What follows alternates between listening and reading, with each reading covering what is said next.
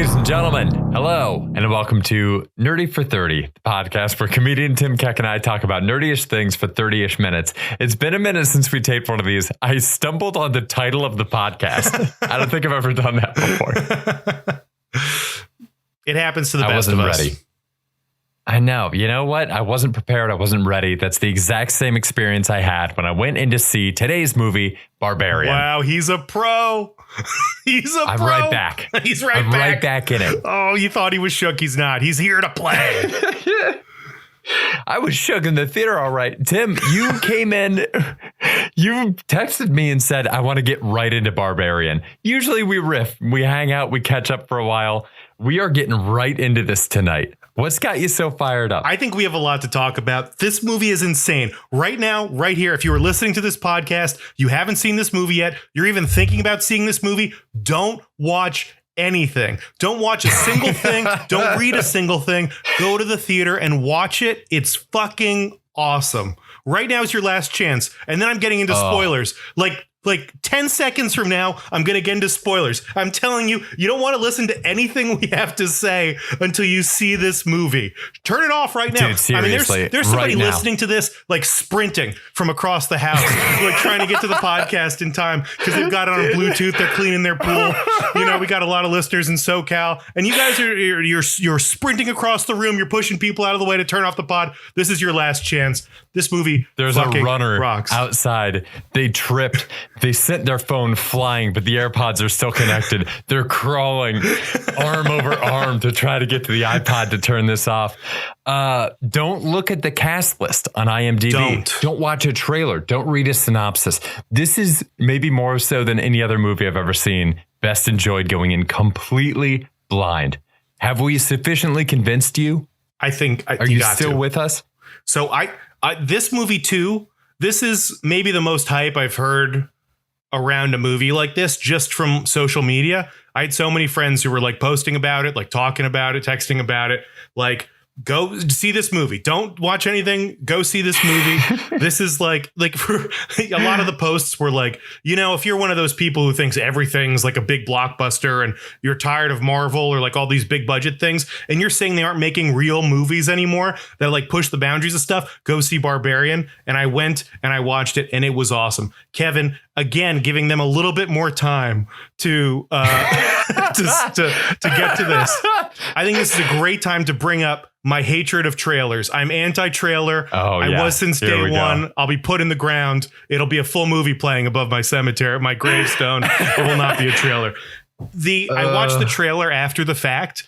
The trailer, I would say, ruins the first 30, 40 minutes of the movie. Like, it's a long time because something not going in and not knowing anything. I saw a girl get out of a car. She goes up to a house. I had no idea what the fuck was happening. And the trailer really takes you all the way through her going all the way down all of these steps, seeing all of this stuff. They show you everything up until Bill Skarsgård crawling out and scaring her, which is like 45 minutes. And it sucks because that's like the most thrilling 45 minutes of a horror movie I think I've ever watched. I was on the edge of my seat the whole time. I was anxious. I was exciting. There's tons of little jump scares. There's a bunch of little moments that you're like, something big is going to happen. And then it doesn't. The tension is palpable in these first 45 minutes. And if you saw the trailer, that was ruined for you. And I apologize on behalf of whoever is promoting Barbarian because they should be embarrassed of themselves. A fucking atrocity that they even promoted this movie at all. Like, just show it to a couple people and let the word get around. Like, knowing anything about this movie makes it worse. Kevin, what do you think?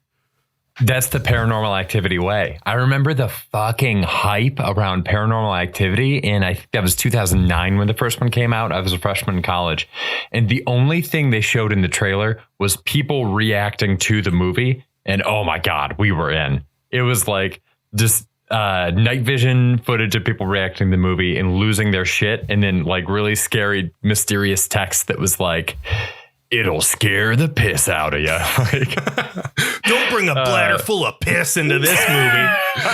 That piss will be squirting right out of you the second this movie starts. Make sure you piss at home because Witness the movie that movie theater janitors are calling exhausting. I think we vamped enough. If you have somehow stuck with us to this point in the podcast and you haven't seen the movie yet, I'm just going to go ahead and play the outro music and play you out. Thank you so much for listening. It's been a great 9 minutes with you. We burned a third of this podcast on the trailer. It's time to get into it. Holy fuck. When did you know there was going to be a monster? I had no fucking idea, dude. I had no fucking idea. And I'll tell you what, you just did that outro, like a spoiler-free outro. I'd already spoiled too much of the movie just by saying to go down the stairs to Bill Skarsgård, because I had no fucking idea what was going to happen. I was questioning everything. I'm like, is Bill the bad guy? Is she the bad guy? Maybe she's actually going to, maybe she tricked him. You know, they really play on like the fact that he's been cast as all these evil villains and Pennywise and all this stuff, so you don't trust him.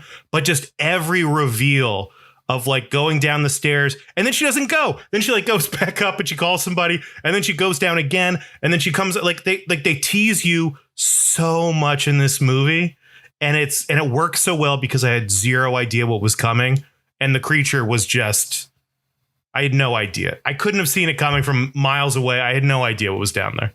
Nothing. Oh.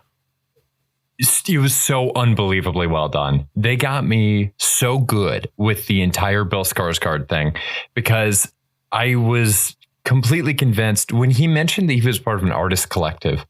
I was like, okay, so this whole thing is that I had seen the trailer. I knew that there was some kind of a tunnel system. And I was like, okay, she's going to get trapped in this tunnel thing. And then the big reveal is going to be that like this whole thing was part of some kind of like an art collective thing that went way too far to see what people are willing to do. I was so bored about a movie that I thought I was going to have to sit through for like another hour and a half. And then when that thing comes out of the dark, everything was on the table. Like, oh my God, I was so happy to see it. You were bored in the beginning? But you saw the trailer. Yes, because I saw the trailer. I'm telling you. And so that's it. I knew Skarsgård was there, and I knew that there was some kind of a deal where she was like trapped in a tunnel.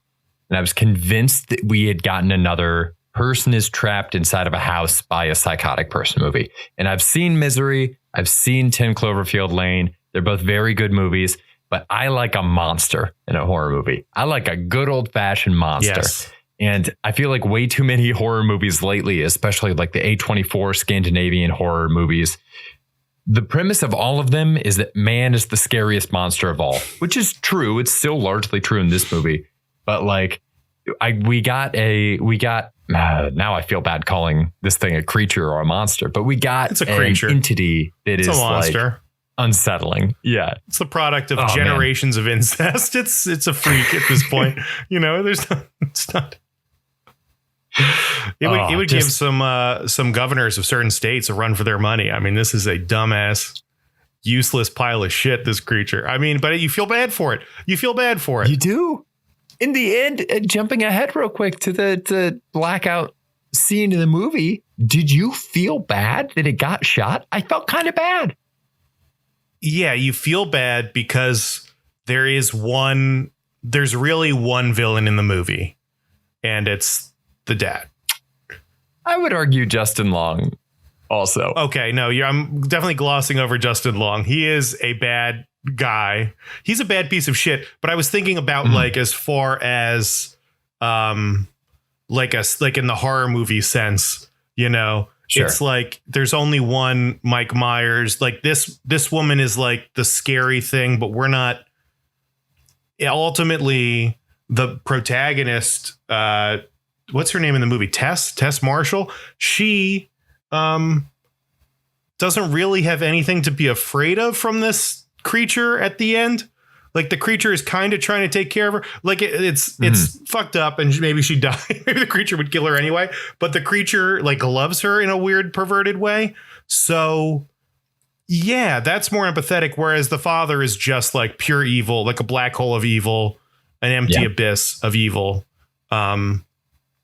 Justin Long and Bill Skarsgård are really just like kind of interesting foils for each other, right? Mm-hmm. Where Bill Skarsgård, I feel like he's doing a lot of things that are like creepy and like kind of giving you this like creepy energy, like whatever.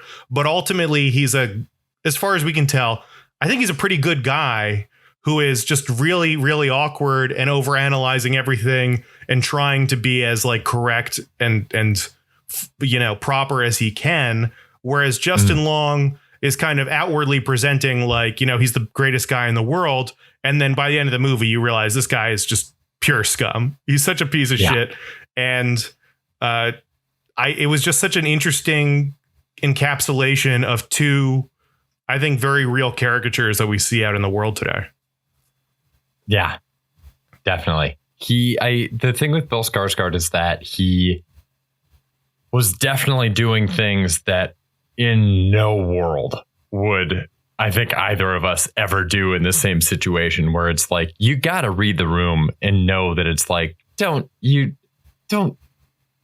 be fucking offering liquor to this person. Like, don't do anything that is going to make this woman feel uncomfortable. Like, just having the situational awareness of like being trapped in that house and the conditions of being trapped in that house. He made me uncomfortable because I was like, not buying that he would do that kind of stuff unless he did have ulterior motives. You know what I mean? Like, you got to know that it's like, look, even if you're offering this wine under the best possible circumstances, it's still something that is going to get both of you inebriated. And then it's like, this is awful. Like, it's just a situation that a rational person would not want to wander into under those circumstances, I think. I guess. I mean, he's definitely trying to fuck. He is smitten with her. That's what I'm getting at there. And he's definitely trying to fuck. The wine thing. When he lingers in the room. Lingering in the room is uncomfortable. It's very uncomfortable. But she also seems like really into him. She's like thinking about him. They show lots of moments of her like seeing him and smiling. And part of the reason why she's so attached to that Airbnb is because she's excited to get back to him.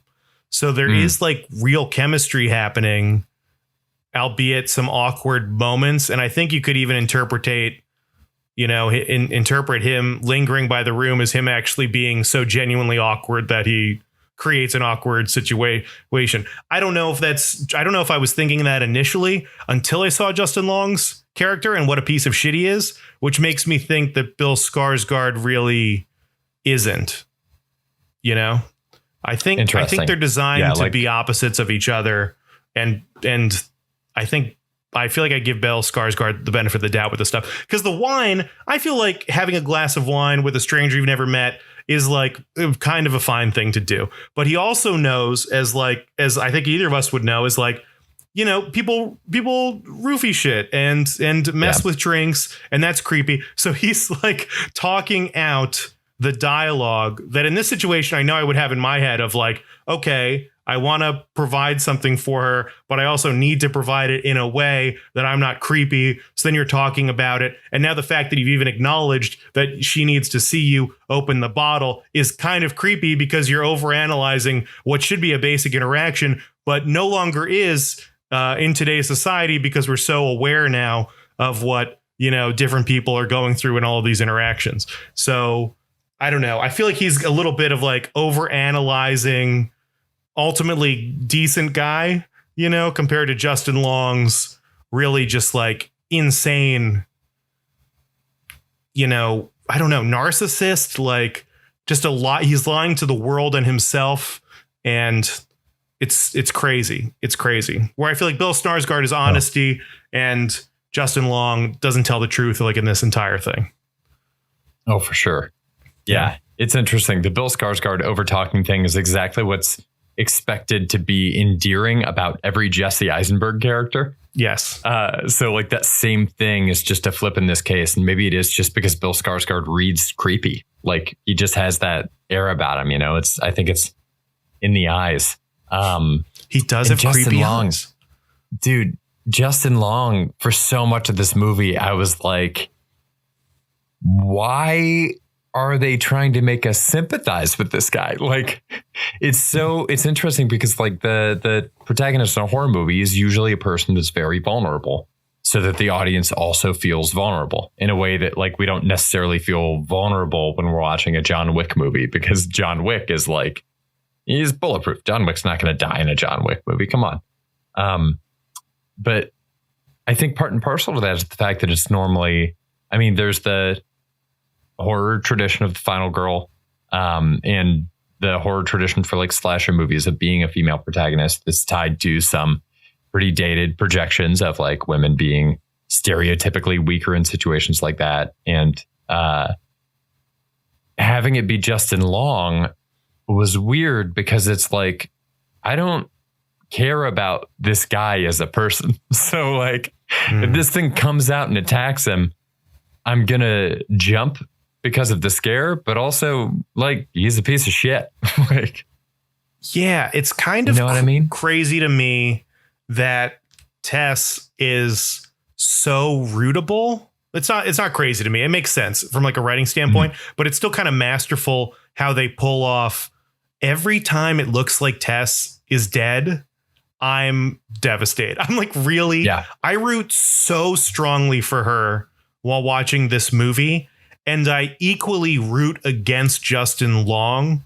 What did you think of, I guess, Frank, or like the psycho murderer guy? Like, do you at any point wish we'd gotten more of that? Did we get like just enough? I mean, it's gross and disgusting, but as like a bad guy, I feel like I almost wanted something other than he's just like I want the why, except he's just a fucked up guy, you know? As much as they flush out every other character, it seems like there is just kind of this ambiguous, I think I've referenced Mike Myers a few times, but like there's just this guy, just this evil entity that is unexplainable. And he comes in, he does this horrible thing, and we see the ramifications of that. But I'm still asking kind of like, why is this happening? Why is he doing this? What made him this way? And we don't get any of that.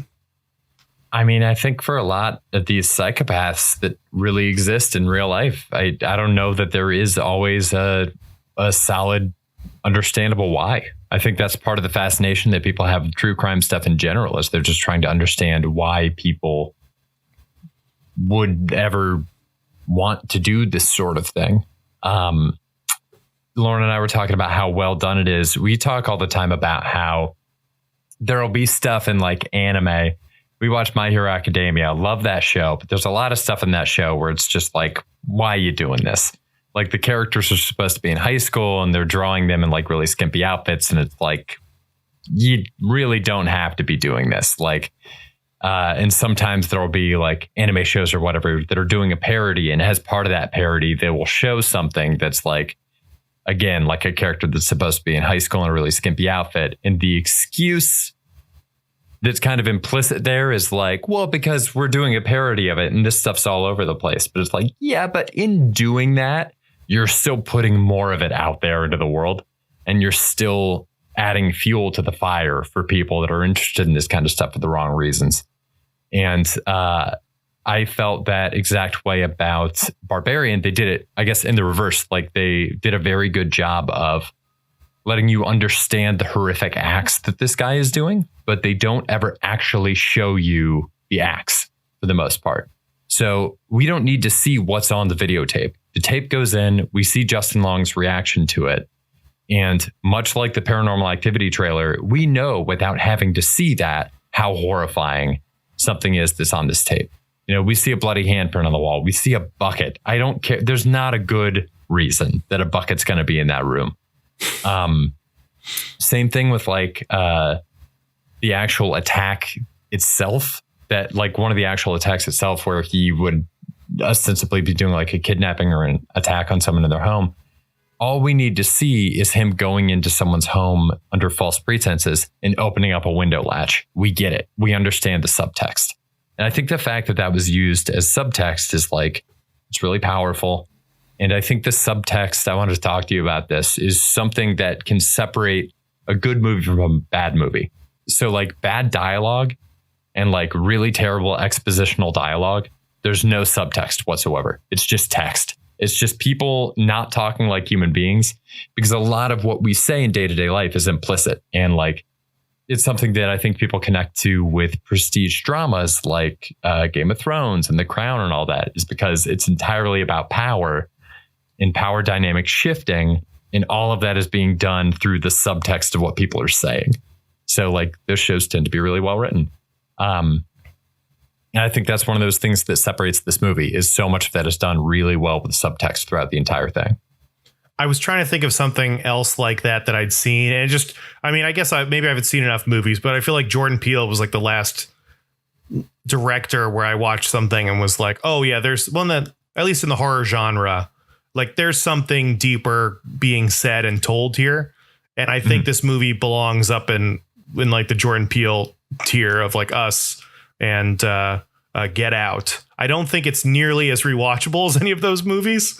I think even seeing the trailer really makes this movie way, way harder to watch. So I don't think it's going to be, I don't know if it's going to get the replay that like those kinds of movies have and like that kind of analysis, but it definitely felt like the writer or the director or the people making this movie had strong opinions on the characters, on life, on the world.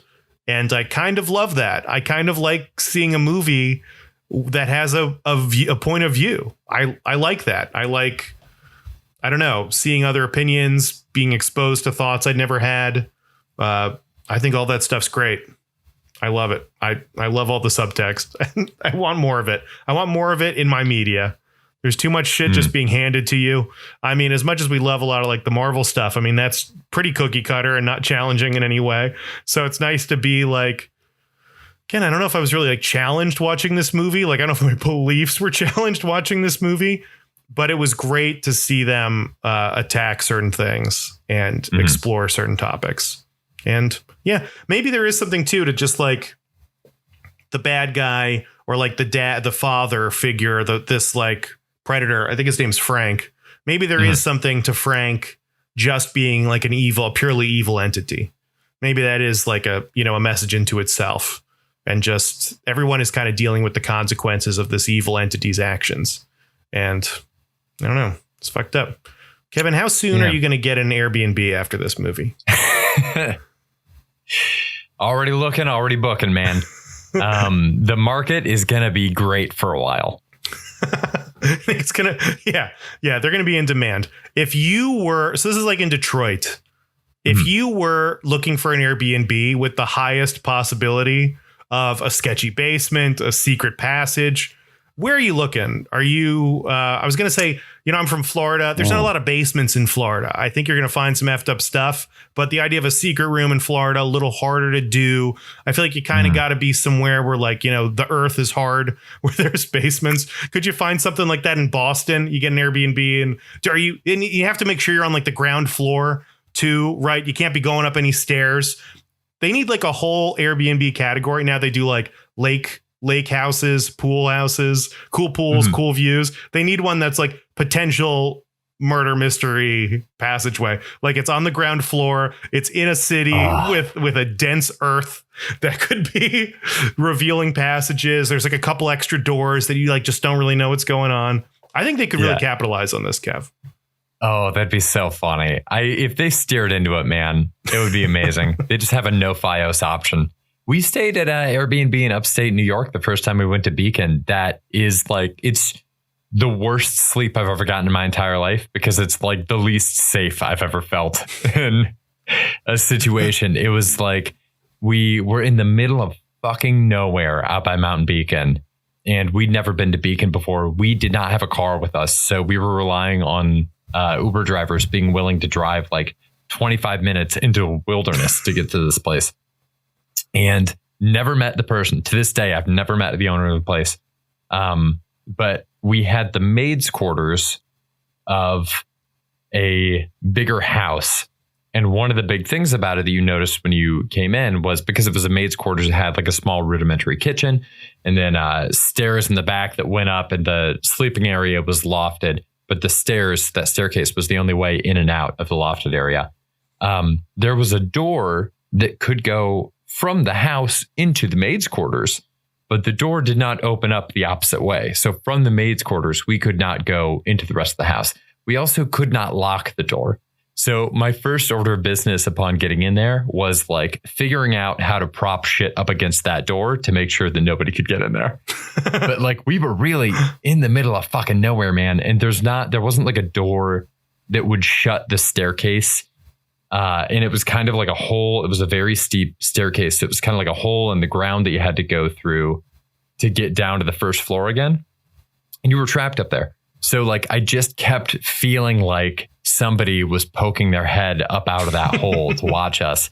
And I could not sleep. It was all of the flowers and the wallpaper looked like faces to me. It was awful. You're looking around the room right now. I see you doing it. I am. Well, I have my lights on like a timer. So they dim when it's like sunset. And my room's just gradually getting darker as we're filming. Oh my God. It's kind of creeping me out while we're doing this pod. I do have one more. Your closet door is open. Don't you dare, Kevin. Don't you dare say anything like that. I couldn't handle. Oh my God, it is open. Wait, it's always open. Anything could be in there. There's one last thing I wanted to talk to you about that I was curious about, Kevin. Okay. So these two people are double booked for the Airbnb, right? Mm-hmm. For the house, right? Justin Long then shows up. He's like, who's in my house? We're like, we have no record of them being there. Who's booking this Airbnb? Who is circumventing this? How big is this, Kevin, that these two people went on Airbnb, booked it? There's no record of anybody being there. How does this happen?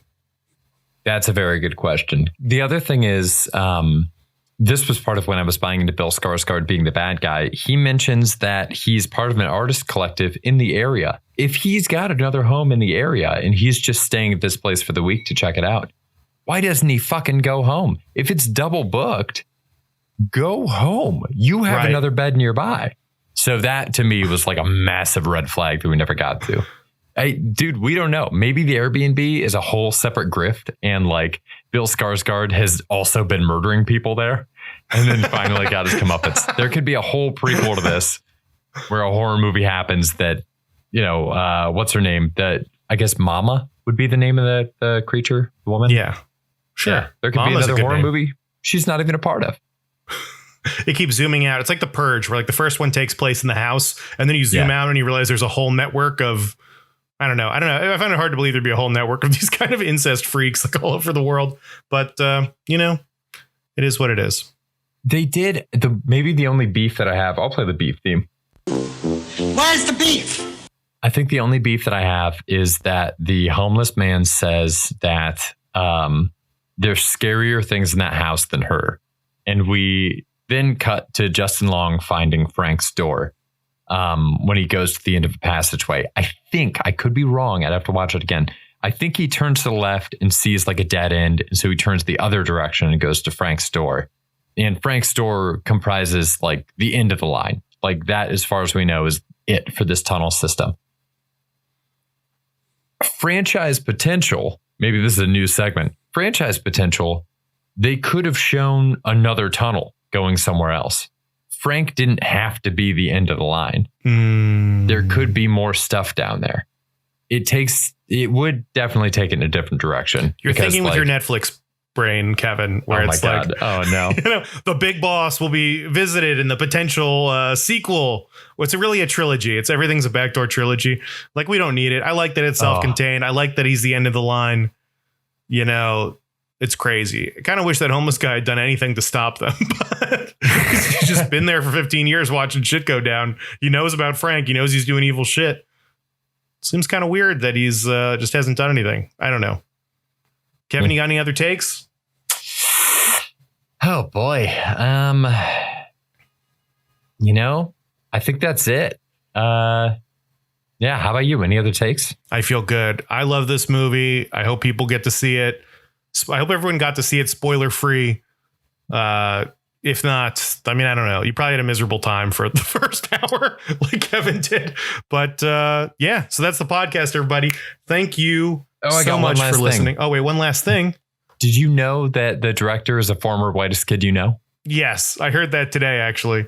Awesome. I don't really know. It doesn't really mean much to me. I don't know much about the Whitest Kids You Know, but I've seen a couple sketches. Can't name one. SNL is really the end all be all for sketch comedy for me. I think it's really. Yeah. Well, when Rob Schneider's Barbarian comes out, we'll be the first to review it. Yeah. The guy who makes the copies. I love that guy. Yeah. Dude, that's like the best sketch I've ever seen in my goddamn life. That's Frank's catchphrase. Making some copies. Making some copies. I love that guy. And we both knew it. He's iconic. Gosh, Rob Schneider can do no wrong. Protect him at all costs. I'm pretty sure he said some very political things. I don't know what side he's on, but he should keep his mouth shut. I don't care what side he's on. I don't care. I don't care if we share every single belief in the world. Rob Schneider, sit your ass down and make another movie where you pretend to be a vegetable or whatever the fuck. God damn. Ladies and gentlemen, thank you so much for tuning in. Stay nerdy. Stay nerdy. Bye. Bye.